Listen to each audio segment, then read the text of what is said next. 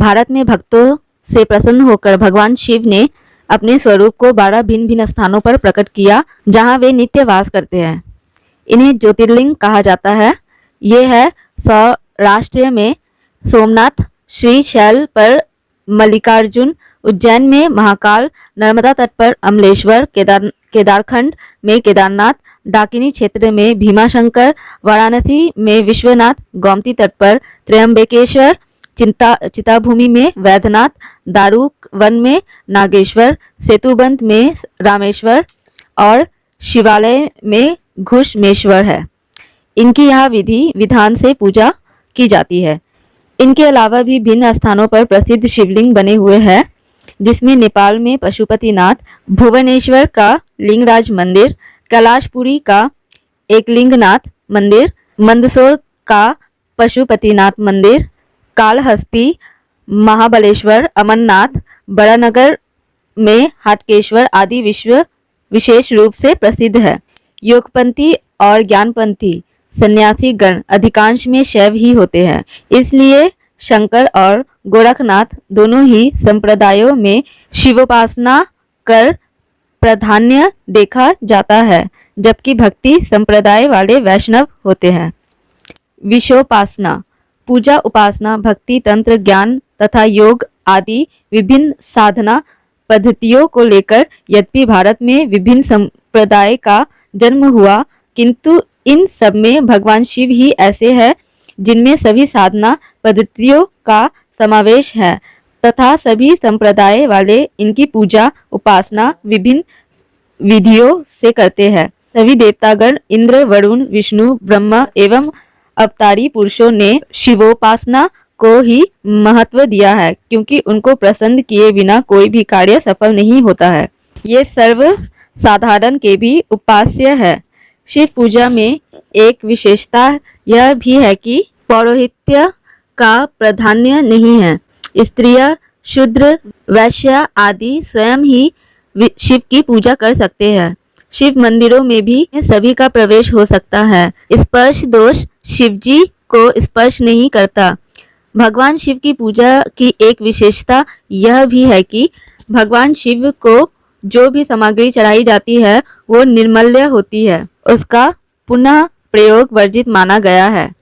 आज प्रत्येक शहर व गांव में वैष्णव मंदिर के साथ साथ शिव मंदिर अवश्य मिल जाएंगे। इसका मुख्य कारण है कि इसकी पूजा विधि वैष्णव मंदिरों में जहां भगवान की श्रृंगार आरती व 56 भोग आदि होते हैं, अन्नकूट महोत्सव होते हैं, वहां शिवजी केवल पत्र पुष्प से ही प्रसन्न होते हैं।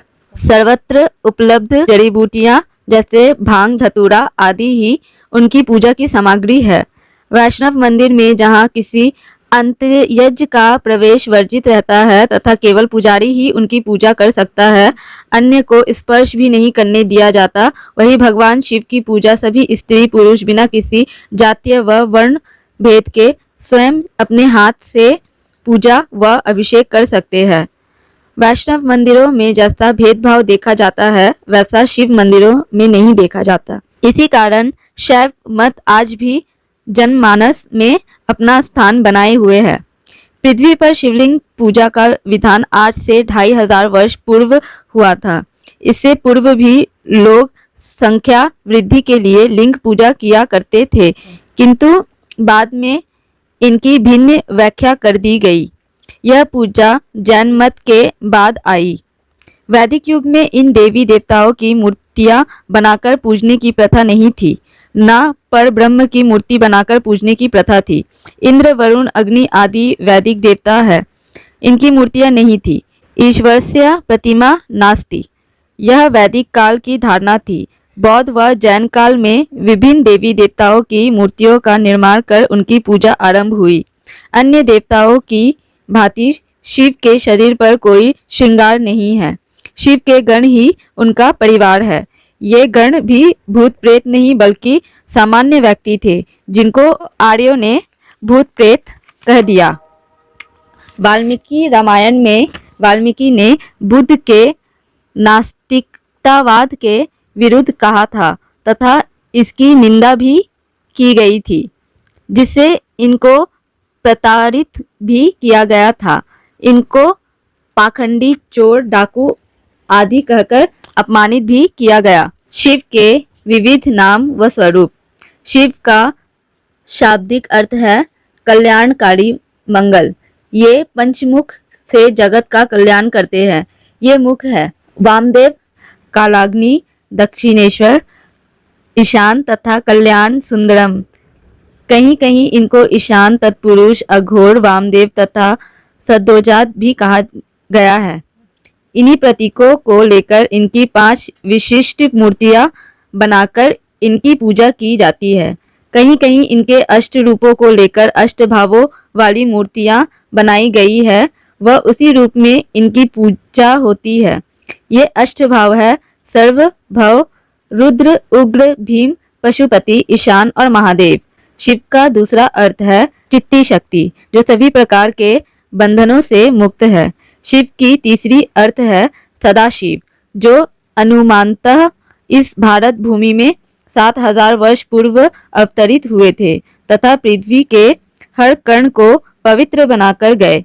इन्होंने जीवन मात्र के कल्याण के लिए अपना सर्वस्व लुटा दिया। इसी कारण इनको सदाशिव कहा जाता है। ऐतिहासिक शिव।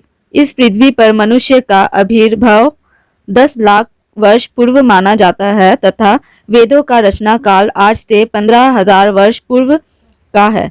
इस समय केवल ऋग्वेद की रचना हुई थी। इसी समय से इस वर्तमान सभ्यता का सूत्रपात माना जाता है। जिस शिव तत्व की बात पूर्व में कही गई है वह उस परब्रह्म की ही चित्ती शक्ति है जो इस सृष्टि की रचना करती है। भगवान शिव, जिसे सदा शिव कहा जाता है, वे इसी ब्रह्म शक्ति का साकार व सगुण रूप है। भगवान शिव एक विराट व्यक्तित्व है। देवतागण उस पर ब्रह्म की शक्तियों की विभिन्न अभिव्यक्तियां हैं, किंतु शिव इन देवताओं के भी देवता है, महादेव है।